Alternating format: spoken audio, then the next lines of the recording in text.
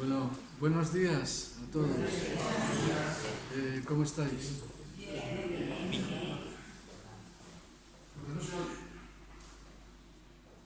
En ello estamos. No, es que lo tenía encendido precisamente. Me extraño que... ahora sí. Antes.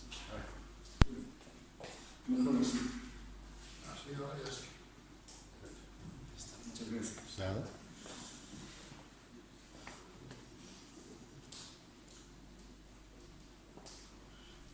Hola, buenos días a todos. Buenos días. ¿Cómo estáis, por cierto? Bien. Bueno, es un día hoy teóricamente de descanso. Hay gente que trabaja, pero teóricamente es un día de descanso y siempre se está un poquito mejor, ¿no? Digo yo. Bueno, como dice aquí, bienvenidos en el nombre del Señor. Y queríamos empezar anunciando oraciones por los enfermos. Amparo, la señora que cuida a Diana, pues como visteis ha tenido que volver a ser ingresada y hoy Diana iba a venir, pero le han llamado que tiene que estar allá arriba, ¿vale? Oremos por ella, ¿vale?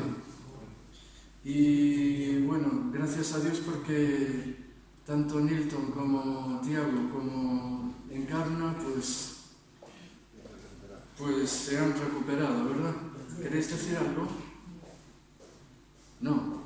Bueno, Fue muy rápido. que tú lo pasaste un poco mal, ¿no? Yo sí. De los tres, De los tres, sí. fue la que peor lo pasaste. Sí, un poquito más. Sí. Ah, bien, bien. Bueno, Gracias a Dios, bien. Mejor que la primera vez cuando cogemos y todo eso. Ahora fue más normal. menos mal. Tuve un poquito de fiebre, pero pues, estamos recuperados, gracias a Dios. Sí, menos mal. Bueno, cualquier novedad respecto a enfermos o cualquier otro tema ya sabéis que se publica en el WhatsApp de la iglesia, ¿verdad? En cuanto a las reuniones de la semana, el jueves tenemos reunión de oración aquí, si Dios quiere, y no cae una tormenta de esas garrafales que nos impide reunirnos como ha pasado otras veces. Pues tendremos reunión aquí en el local. En cuanto a la reunión de mujeres, va a ser el próximo sábado y al final habláis con Marisa, ¿verdad? Aquí al final, todas las mujeres, para quedar de acuerdo, ¿vale? En cuanto a otros anuncios, dentro de 2 semanas, el domingo 18 de junio, tendremos comida de fraternidad, ¿vale? Dentro de 2 domingos, es el próximo, ¿o no? No, el próximo siguiente, dentro de 2 domingos, el día 18. Sí, lo van ahí, pero pensé, a lo mejor está desactualizado, cosa rara, ¿eh? Pero dije yo, por si acaso, no vaya a Tendremos ser. este día especial de gratitud con diversos testimonios. El culto será un poco diferente a lo habitual y después tendremos la comida de fraternidad. Un momento para invitar amigos, creyentes que quizá algunos no vienen o lo que sea, Claro. pues un momento para invitarles. Que nadie deje de venir porque no hay alimento. Si hace falta, Marisa se queda sin comer, pero estamos todos invitados. De hecho, alguna persona que vino por primera vez a la iglesia es por estas comidas de fraternidad. Bueno, y ahora cambiando de tema, voy a compartir un devocional. Es un autor muy poco conocido, es A.J. Cronin, no suena de nada seguramente. Era un médico escocés y por causa de problemas de salud no pudo ejercer la medicina. Entonces empezó a escribir un libro y cuando llegó a la mitad, que le pasa a un montón de escritores, yo he intentado, me gusta escribir, he intentado escribir y he llegado a veces a un punto en que dije, no sé seguir. Entonces no me extraña que a él le haya pasado lo mismo, ¿no? Y cuando iba por la mitad, como decimos, se descorazonó y tiró el manuscrito a la basura. Entonces se encontraba paseando por allí, todo meditabundo, por las tierras montañosas de Escocia, y se encuentra un paisano cavando. Entonces habló con él y el paisano le dijo: mi padre acabó en este pantano y nunca consiguió hacer pasto. Él cavaba para hacer pasto para sus ovejas. Y dice, nunca consiguió hacer pasto, pero mi padre sabía, y yo lo sé también, que es solo cavando que se consigue hacer pasto. Así que sigo cavando. Menuda lección, ¿no? De perseverancia y de ánimo. Porque es verdad, no es verdad que muchas veces ante determinadas cuestiones nos descorazonamos y ya no continuamos. Podríamos sentirnos atrapados por circunstancias, ¿verdad? Que nos dicen, ya no sigo esforzándome más, ni orando, ni nada. Sin embargo, el libro de Hebreos nos dice que tenemos que correr con paciencia la carrera que tenemos por delante, como sabéis en Hebreos 12, puestos los ojos en Jesús, el autor y consumador de la fe. Puestos los ojos en Jesús, esa es nuestro secreto como cristianos. Si ponemos los ojos en Jesús, seguramente muchas cosas se irán, ¿no? Cristo nos dice que el hombre que al edificar una casa cavó y ahondó y puso el fundamento sobre la roca, cuando vino una inundación, el río dio con ímpetu contra aquella casa, pero no la pudo mover porque estaba fundada sobre la roca. Y hoy, hermano y hermana, os exhortamos y me exhorto a mí mismo para que sigamos cavando. ¿Y cavando qué significa? Bueno, pues buscando la fe, en primer lugar, buscando el orar, seguir orando, el seguir cavando en la Escritura, para tener más fundamento y no ser removidos de nuestra fe, y también pues testificando a los que podamos, ¿verdad? Obedeciendo la palabra de Dios. Es como Jesús decía que aquel hombre o aquella mujer es semejante al hombre que al edificar una casa cavó y ahondó y puso el fundamento sobre la roca. Por lo tanto, sigamos adelante cavando en la fe. Amén.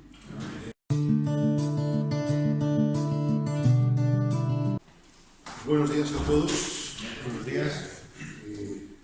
Buenas tardes o buenas noches si nos ven por las redes a otra hora. No es que tenga mal su reloj, sino que están viéndolo a otra hora. ¿Está puesto, verdad? Sí. Amén. Estaba ajustando la distancia focal. Milagro bueno. Bueno. Bien, pues aparte qué bendición poder tener un poco de humor, ¿verdad? Aunque vamos a hablar de cosas serias. Pero si no tienes una sonrisa aún hablando de cosas serias, mal asunto. Quiero llevaros en esta mañana, amados hermanos y amigos, al Salmo 112, que leímos hace algunas semanas y volveremos hoy, en la voluntad del Señor, a meditar en él. Salmo 112, y vamos a leer los 10 versículos que tiene este salmo.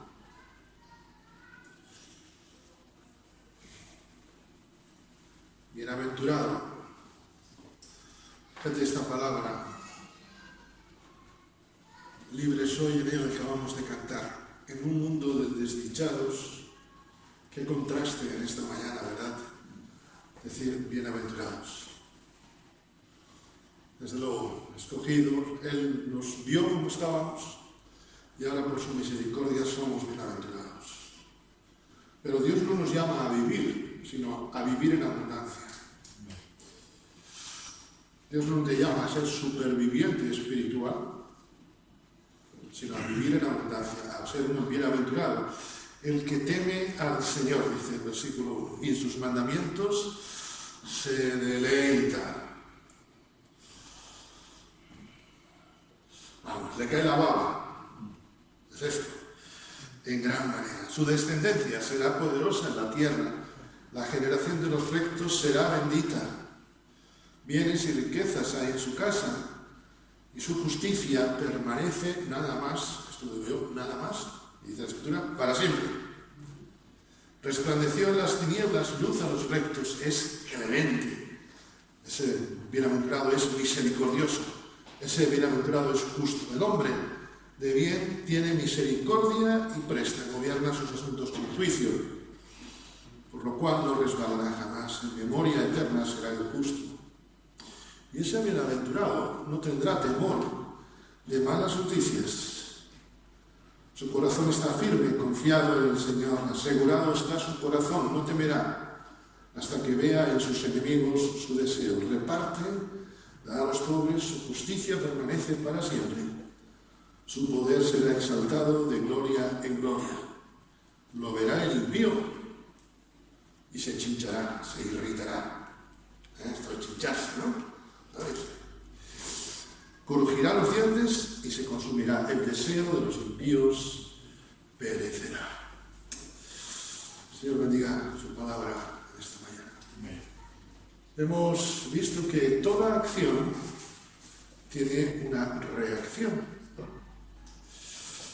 Como hemos dicho, y simplemente recordamos a modo de introducción, que el Salmo 1, ¿verdad?, que empieza el Salmo 1 diciéndonos aquellas palabras tan conocidas: bienaventurado el varón que no anduvo en consejo de malos, sino que en la ley del Señor está su delicia. Ese es el preludio de los salmos, y los salmos desde el 1 al 150 nos llevan que aunque estemos pasando dificultades, todo lo que respira alabe al Señor. Por eso, porque estamos llamados a vivir en abundancia. Y no es que no tengamos contrariedades, como esta mañana vamos a ver. Ese Salmo 1 es una radiografía de precisamente esta acción-reacción. La acción es meterse en el charco, valga la expresión. Jamás he visto a un niño pasar alrededor de un charco. No sé si vosotros lo habéis comprobado. Nunca. Eso es imposible. Si un niño no se mete en un charco, ese niño está enfermo o hay que cambiarlo. Bueno, de cambiarlo, entenderme. La acción es meterse en el charco y la reacción es doble. La madre coge un enfado, un mismo rocotudo, pero el chiquillo se embarra hasta arriba, incluso se ríe. La acción es meterse, embarrarse. La acción es escoceros, oye, ¿a quién sirváis?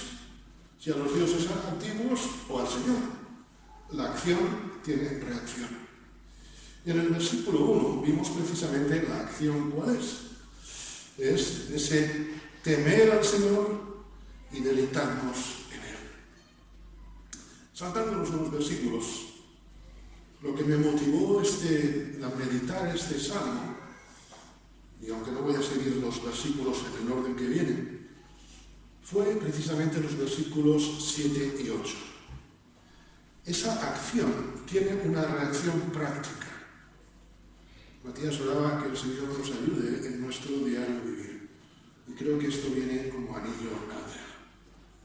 Y el anillo, mejor que anillo al dedo de novia, ¿verdad? Dice el versículo 7, no tendrá temor, ese bienaventurado, no tendrá temor de malas noticias. Su corazón está firme, confiado en el Señor. Asegurado está su corazón. No temerá hasta que vea en sus enemigos su deseo. Esta mañana quisiera pensar en la reacción frente a las malas noticias. No solamente cuando vemos el periódico, el telediario, o encendemos la radio, Desde hace muchos años me he propuesto no escuchar la radio por la mañana hasta tener un tiempo a solas con el Señor. Porque para absorber esas malas noticias,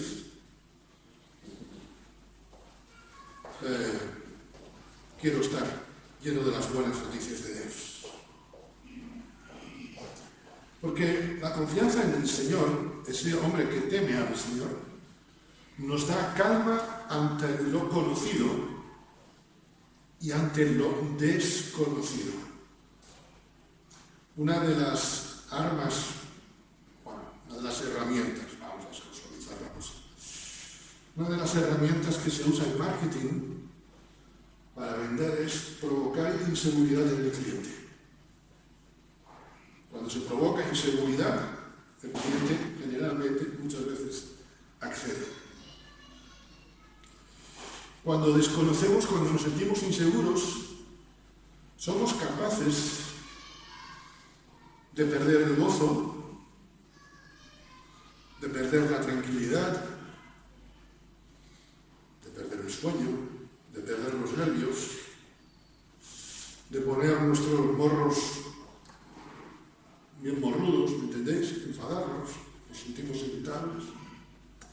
Pero mínimamente que vivamos en el Señor, aún esa situación dice que frente a la acción de temer al Señor, de deleitarnos en Él, la reacción es no temer malas noticias. Os voy a dar una buena noticia. Nunca vamos a evitar las malas noticias. Esto que lo sepamos, eso me parece un juego de palabras. No estamos exentos de tener malas noticias. Es más, descansar en el Señor no significa que no tengamos malas noticias, que no vayamos a recibir malas noticias. Pero descansar en el Señor es la herramienta para cómo responder a la misma. Todos ante un mismo hecho, todos esta mañana, por ejemplo, estamos viendo este ramo de flores y cada uno tiene una perspectiva de este ramo de flores. El ramo de flores dice, tú mira lo que quieres. La responsabilidad nuestra es en cómo nosotros lo vemos. Las malas noticias siempre van a existir. El tema está en cómo yo afronto esas malas noticias. Perdón. Recuerdo a Jesús. Cuando Jesús recibe la mala noticia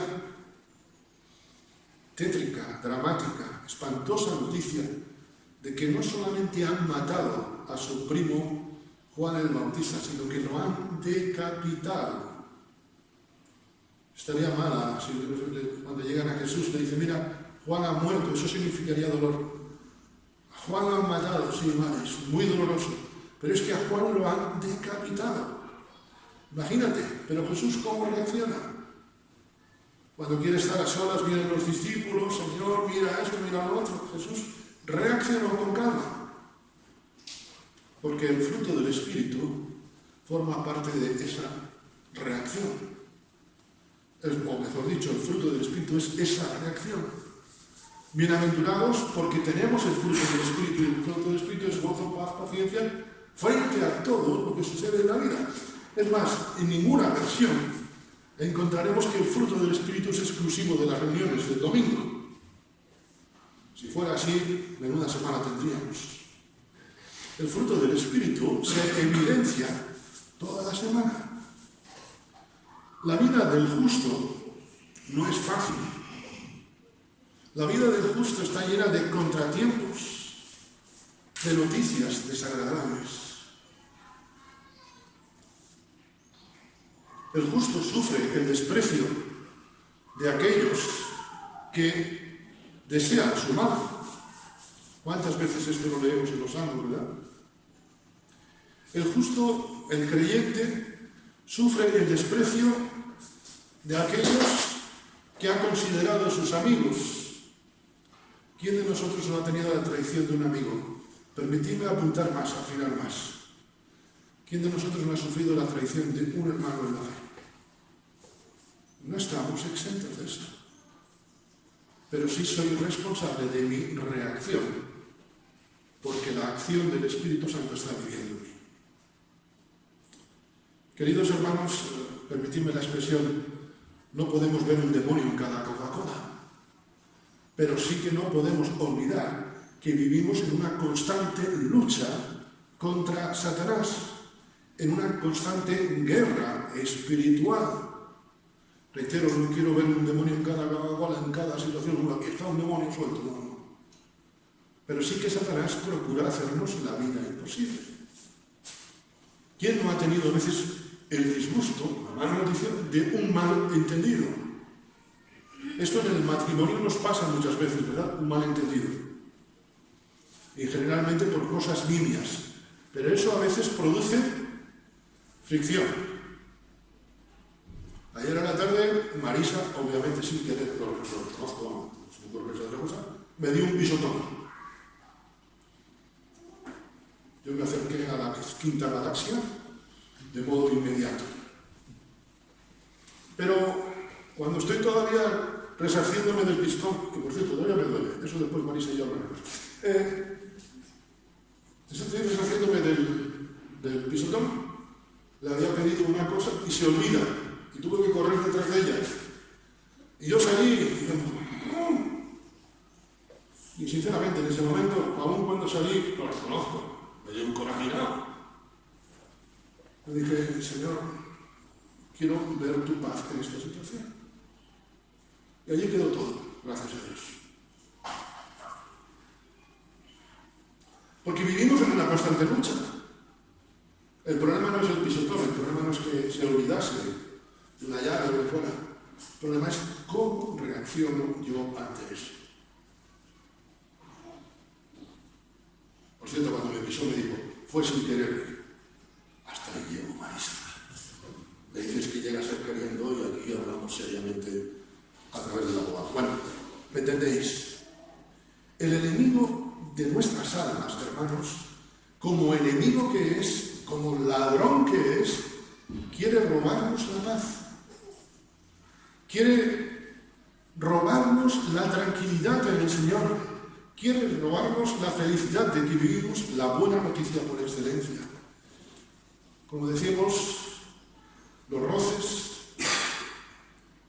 a veces, versículo 8, segunda parte, hasta que vea en sus enemigos su deseo, a veces personas que procuran nuestro mal.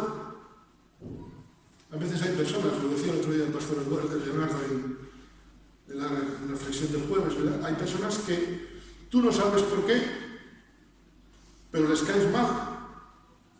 Por cierto, caer bien a todo el mundo es imposible, sería una locura. Pero a veces hay personas que no sabes por qué, van a por ti.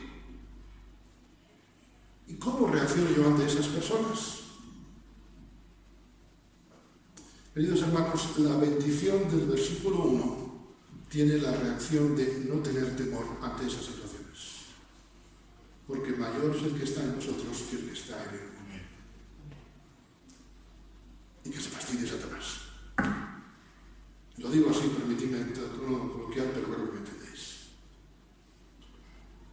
Me pregunto en esta mañana, cuando leo este versículo 7, y quiero ser muy práctico en esta mañana, me pregunto, ¿por qué a veces temo más abrir un sobre de Hacienda un viernes, sobre todo un viernes? ¿Por qué tengo a veces más miedo de eso que lo que el Señor me está diciendo en su palabra para corregir en mi vida? Matías hace algunas semanas dijo una frase que la recuerdo y que la anoté. A lo mejor no se acuerda, pero en fin, yo ese día estaba. Yo era el que escuchaba a Matías. Matías decía que la fe no se produce en las pruebas, la fe se prueba en las pruebas.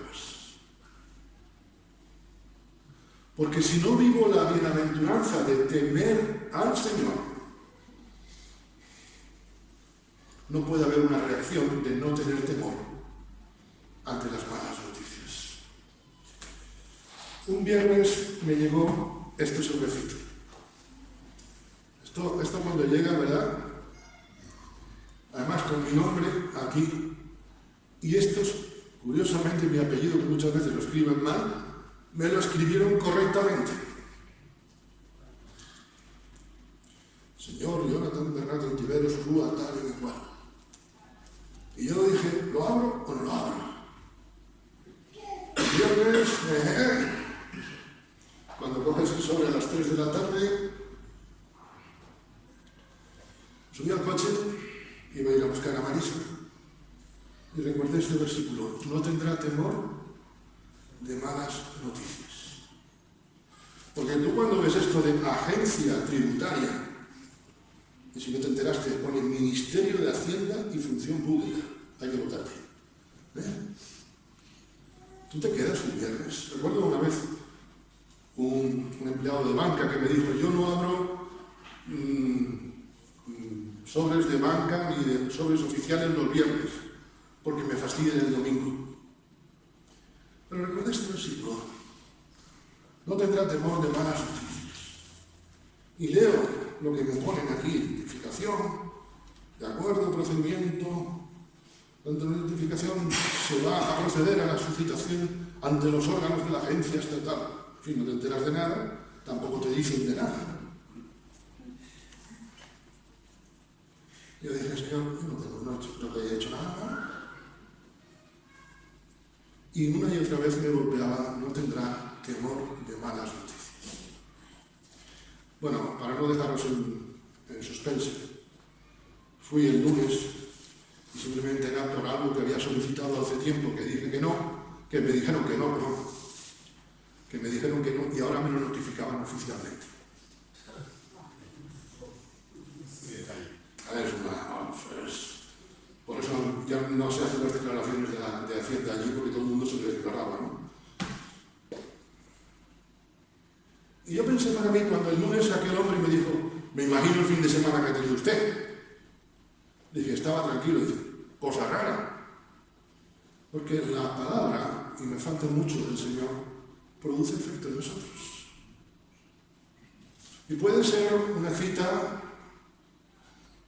no sé cómo son los sobres, gracias a Dios, no he tenido una multa, de la Dirección General de Tráfico, de no sé qué, de no sé cuántos. ¿Acaso por cerrar mi sobre no voy a tener la mala noticia? Cuando el Señor vive en mí, vive en todos los aspectos de mi vida. Y a veces me temo que somos inconscientes de lo que, no digo significa, sino lo que es ser cristiano. Porque ser creyente del Señor abarca a todas las áreas de nuestra vida. Incluso, y no tengo nada contra el noble gremio de funcionarios de Hacienda. Y no lo digo con seguridad, ¿Por qué temo más a veces abrir un sobre que descubrir que el Señor me está diciendo cosas en mi vida? Hay versículos que en la Escritura que a mí me tiembla el alma y las piernas cuando los leo, porque me sacuden, me dan bofetadas. La carta de Hacienda te puede alegrar, entenderme, el fin de semana, pero la palabra corrige mi vida para siempre. Porque a veces tengo más miedo de esto que de esto. Y no estoy diciendo miedo, sino a veces, Señor, ¿qué es lo que me quieres revelar? ¿Recordáis cuando Pablo va camino de Damasco? Señor, ¿qué quieres que haga? Y a Pablo, a Saulo, en ese momento, le rompen todos los esquemas. No tendrá temor de malas noticias. Decía David en el Salmo 3, versículos 5 y 6. Yo me acuesto, me duermo y vuelvo a despertar, porque el Señor me sostiene. No me asustarán los numerosos pueblos que me acosan por doquier. Y David dice esa expresión del Salmo 3 en un momento en el que no ha recibido un sobre de Hacienda del reino. No. Ha recibido una muy mala noticia. Sabe que su hijo Absalón está en un golpe de Estado contra él. Oiga, un golpe de Estado significa que lo van a quitar, o quieren quitar a él del trono. ¿Cómo estamos nosotros si sabemos que mañana vamos a perder el trabajo? Pero espera, es que ahí no es la mala noticia. Me dirás, todavía sigue peor, sí. La ley de Murphy se cumple.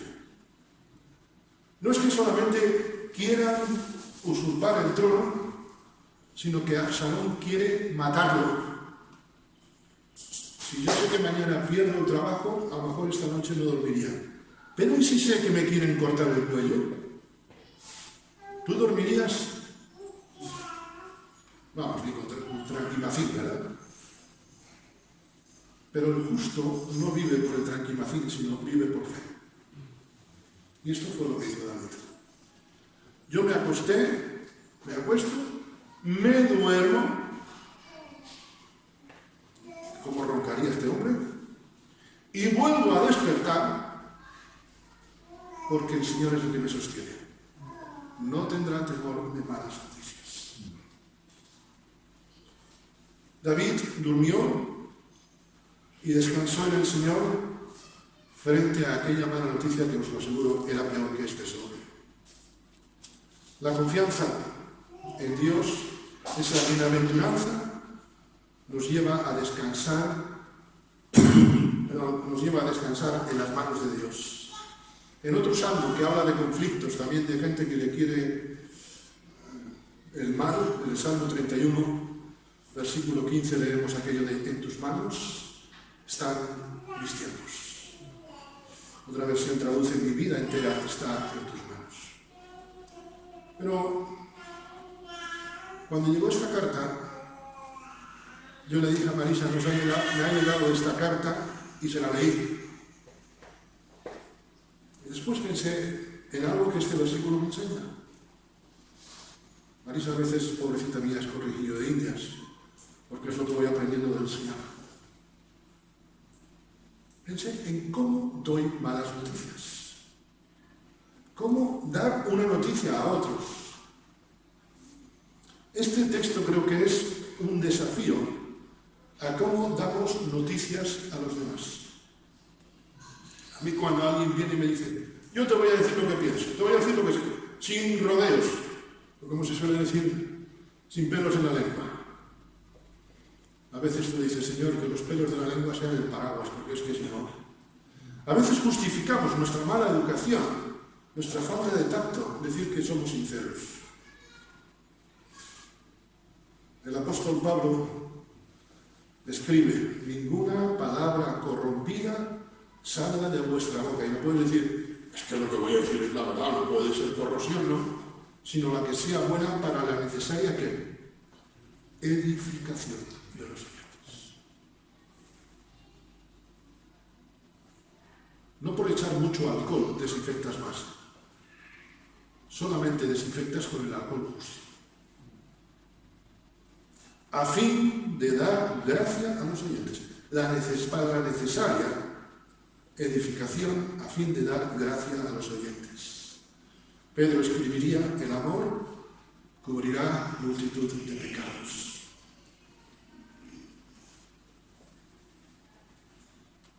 Decir la verdad con aspereza, sin dulzura, incluso por llamar la atención. Hay algunos que eso de la cultura del titular parece que les encanta. Cuanto más escandaloso sea, cuanto más, parece que disfrutan. ¿Sabes lo que está siendo? Más que un instrumento de Dios, está siendo una bendición, entre comillas, del infierno. Y menuda bendición. Porque cuando digo las cosas sin dulzura, sin aspereza, sin tacto, estoy causando dolor a los demás. Estoy añadiendo mal a la mala noticia. Decir la verdad, como digo, no justifica ni la mala educación ni la falta de tacto. No se trata de mentir, hermanos. Se trata de pedir sabiduría a Dios. Y a veces me he visto la necesidad de hablar alguna cosa dura a alguna persona, alguna mala noticia, y me acojo a la palabra de Dios y debemos acogernos a ella y decir, Señor, dame las palabras adecuadas y exactas. Porque la oración es la herramienta para que esa bendición sea acción, para que la acción de la bendición sea acción. La oración es la herramienta perfecta, no es la mejor herramienta, es la herramienta perfecta, útil, única, para pedir sabiduría, tacto, astucia también, hay que ser un poco astutos para dar una mala noticia a los demás. En definitiva, no solamente mala noticia, sino incluso una buena. Hace años una película humorística, un rey un poco extravagante, un poco estrafalario. El rey era muy peculiar, era muy surrealista. Y viene uno de los siervos y le dice, tengo dos noticias que daros, majestad, la buena y la mala. ¿Cuál queréis que os diga primero? Dice, bueno, dime la que quieras. Su esposa se ha muerto. Y dice el rey, ahora dime la buena. Oh, perdón, ahora dime la mala. Su esposa se ha muerto. Y dice el rey, ahora dime la mala. Se los toma como quiere, ¿no? Repito, era muy surrealista. Pidamos al Señor tener palabras oportunas. Que tu palabra, mi palabra, cuando doy una noticia a los demás, cuando converso con los demás, sea la palabra oportuna. Porque una palabra inoportuna, por muy sincera, muy con versículo, porque a veces llevan la salsa del versículo, puede ser herida y no sutura a los demás. Pidamos al Señor saber cuál es el momento oportuno para dar esa noticia. ¿A solas o con gente delante? Y habrá noticias que tendrás que dar a solas, por amor a esa persona, por amor a su entorno, o a lo mejor delante de otras personas. ¿En qué momento? ¿Antes o después? Porque eso es importante también. A veces llegamos, recuerdo en cierto sitio que estuvimos, Marisa y yo, que a veces recogíamos a una hermana y en el transcurso de 1,5 kilómetros, 2, no eran más de 5 minutos en el coche, esta hermana tenía, vamos a decirlo, de fastidiarnos la reunión que íbamos a tener. El Señor también nos dio el espíritu de sordera una temporada con ella. Pero, ¿me entendéis lo que os digo? Esta hermana tenía la habilidad de decirte sus verdades, que eran muy discutibles, y tú ibas al culto de mala uva, permitidme. ¿Cómo doy las noticias? ¿En qué momento doy las noticias a los demás? La sabiduría del momento, hermanos, es tan importante como las palabras. Concluyendo, menos mal que nadie dice aleluya. Las malas noticias no podemos evitarlas, pero nuestra reacción es una forma que evidencia nuestro crecimiento para ser de testimonio a otros. El fruto del Espíritu es algo que se refleja frente a cualquier situación, incluso frente al nerviosismo de abrir una alegría de sobre como este, frente a un mal pronóstico, frente a cualquier mala noticia. El fruto del Espíritu se refleja en eso. La acción del Espíritu Santo en nuestra vida se ve, en definitiva, reflejada en nuestra forma de recibir o de dar malas noticias. Dice una alabanza que la hemos cantado hoy: muestra a Cristo. Si algo te quedas en esta mañana, del versículo 7, es muestra a Cristo. Cuando recibes una mala noticia o cuando tienes que darla. ¿Cómo reaccionaremos cómo actuaremos, pidamos al Señor sabiduría y pidamos perdón también. Que el Señor los bendiga.